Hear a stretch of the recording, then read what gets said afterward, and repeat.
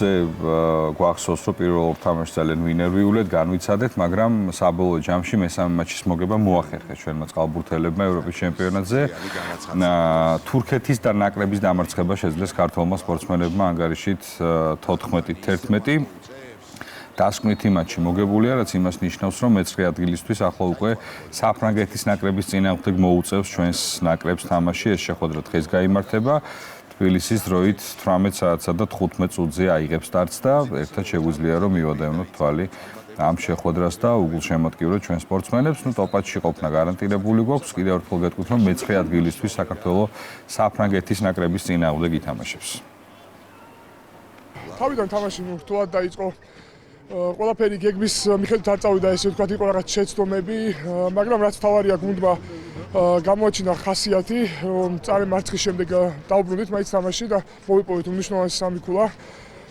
ტურნირის პოზიტიურად დასამთავრებლად, ესე ვთქვათ, ბედნიერი ვარ გუნდით, მოთამაშეებით, რადგან ამ ყველაფერთვის ჩვენ ბევრ შრომობდით და რთულად ამისახურეთ ეს მოგება.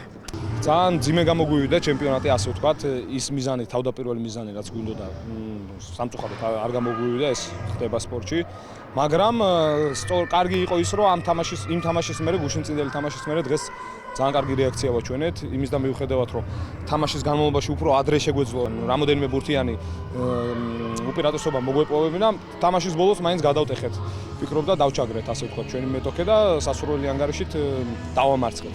ეხლა მოვემზადებით, დღეს კარგად დავისვენებთ, რა თქმა უნდა, აღდგენა საჭიროა, მეორე დღეს თამაში რთულია, მაგრამ მთელს ენერგიას და მომდევნობას ბოლომდე საფრანგეთთან გამოვლენთ, რომ კიდევ უკეთესი ერთი ადგილით უკეთესი შედეგი ვაჩვენოთ.